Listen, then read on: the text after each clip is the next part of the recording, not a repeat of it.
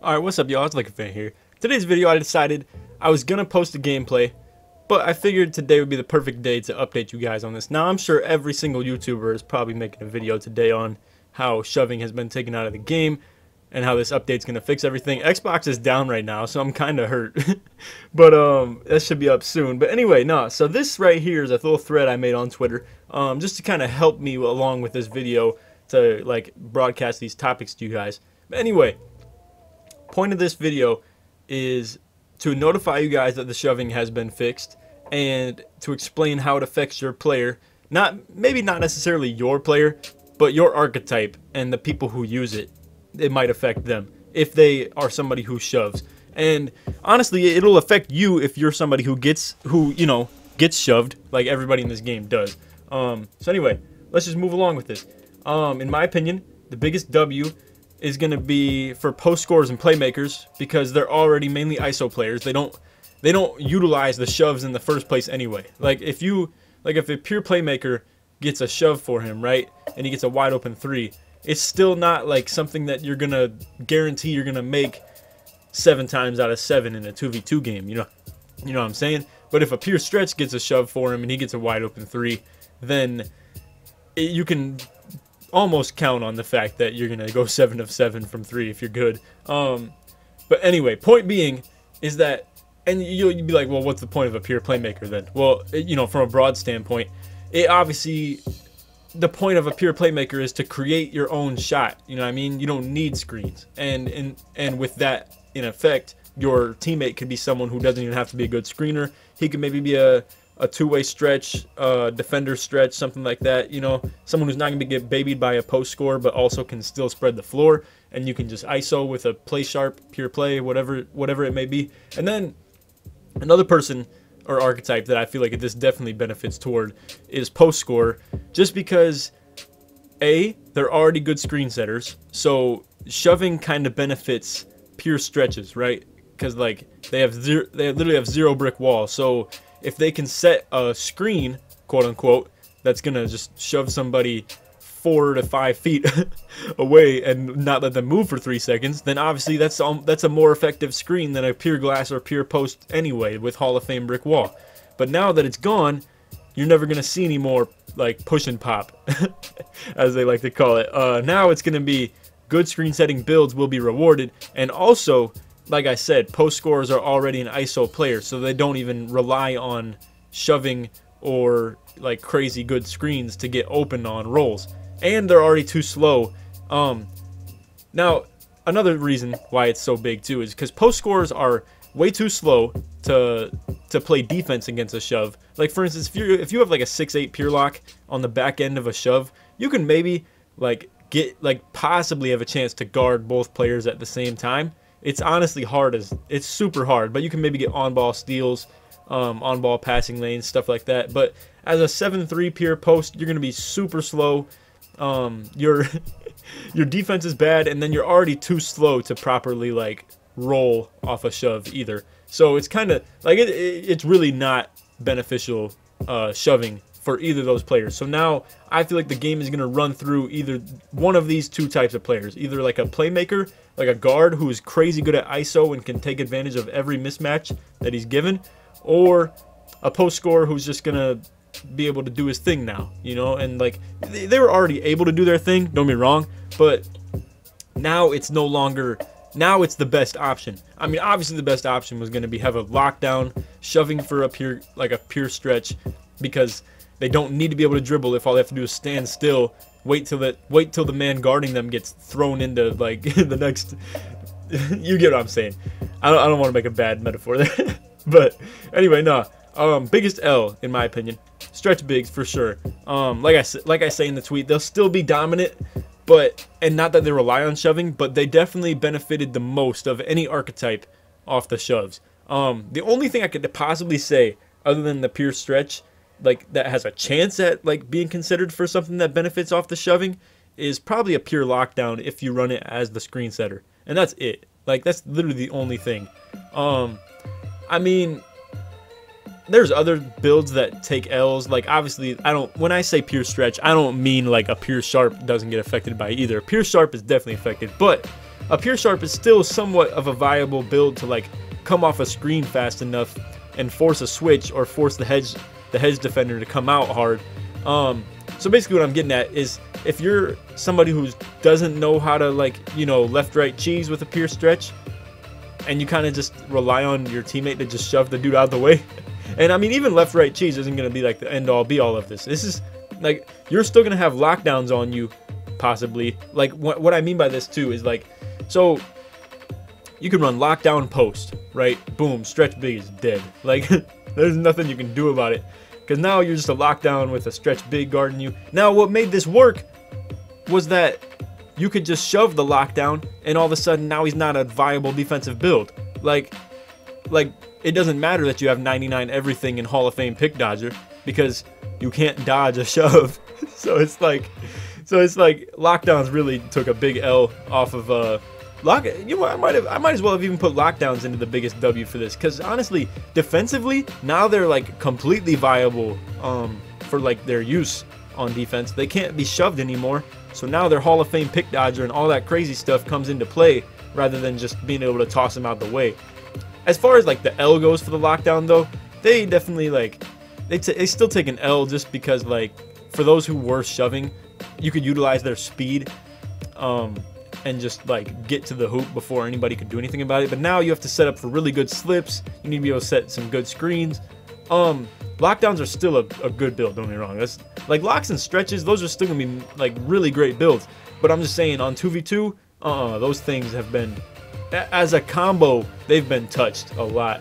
All guards, I'm gonna have to say it's a W, and then all double big lineups, it's an L. Now, what I mean by this is, like, don't think this is what I mean. Don't think I just mean literally like all guards are gonna be better than, like, I don't mean like a slash like playmaker is gonna be a better build than like a stretch big at the 1. You know what I'm saying? I don't mean that. I'm just saying it makes their world easier. It makes their world easier than it was before, and it makes these guys' world a lot harder than it was before. Now, that's all I mean by that. Double bigs is probably still gonna be like a great lineup, but it's not gonna be like, it's not gonna be unbeatable anymore, in my opinion. I think you'll have a pretty good time stopping it with a guard, just because, I don't know. We'll see how it goes. We'll see. But I definitely do feel like they took an L. It doesn't mean it's bad. It just means that it's definitely worse now than it was before.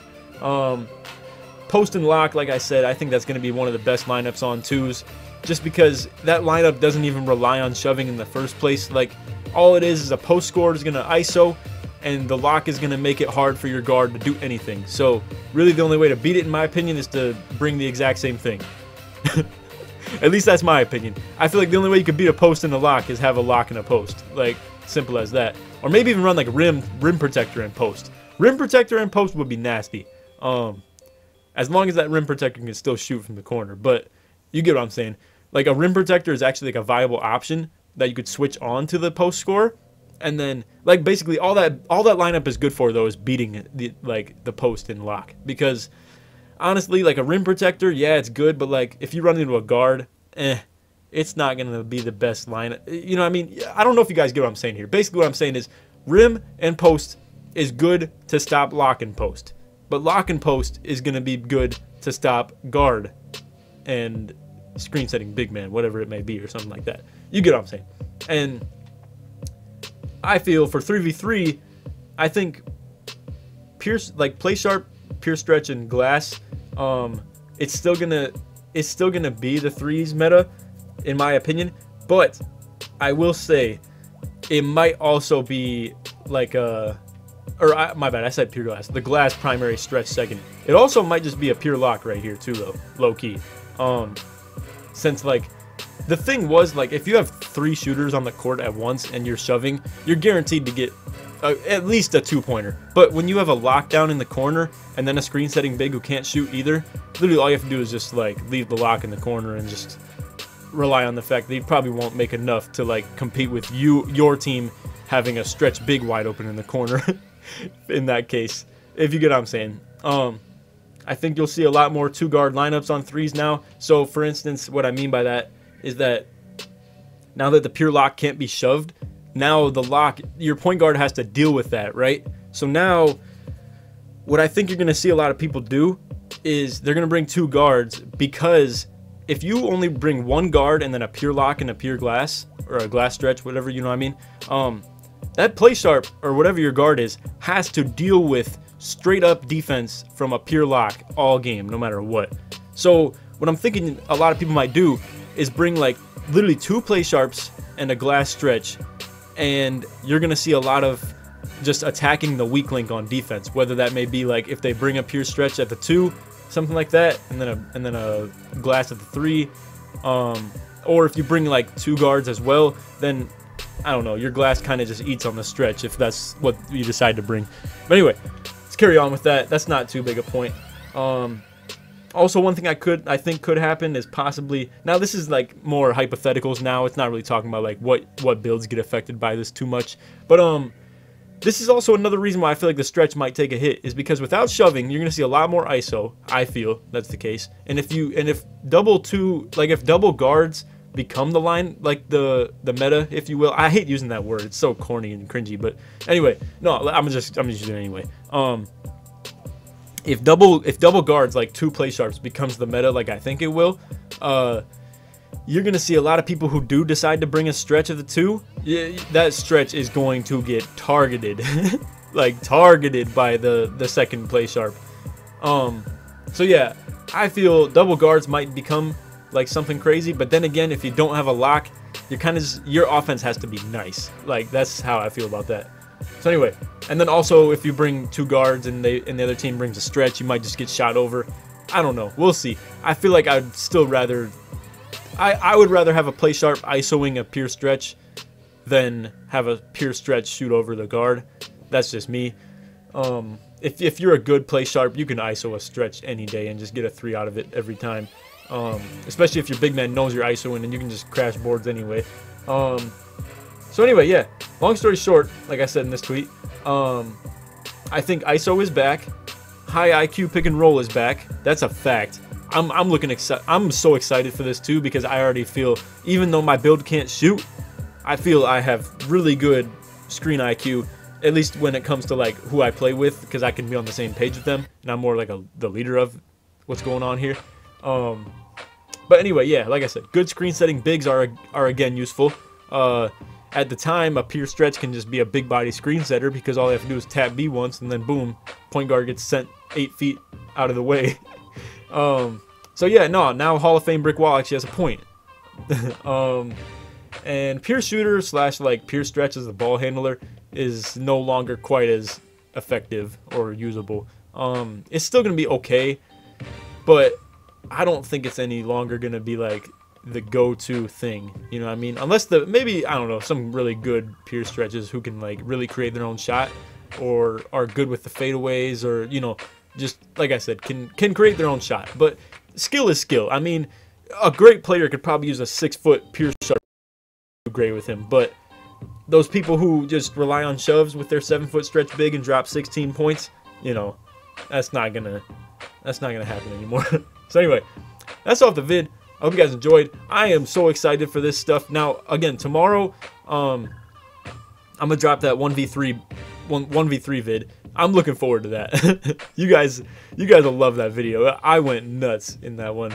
And I was gonna upload it today, but I felt like I couldn't really get this info out tomorrow because it's like useless at that point. And I just thought this is an intriguing little video just to kind of emphasize like what builds are affected by it, what builds aren't. What builds are positively affected by it too. But anyway, that's all the vid. Like I said, stay tuned for tomorrow's vid. That's a fire one, bro. That's probably my favorite video I've made in the last, like, I don't even know, probably other than the mixtapes, probably like literally all year. So anyway, that's all the vid. Hope you guys enjoyed. If you did, feel free to drop a like, sub if you're new, all that good stuff. We hit 27K finally too. I'm hyped about that too, bro. But anyway, I don't want to carry on with this video too long. Appreciate y'all watching. Check out some other vids if you can. Other than that, take it easy, man. Peace.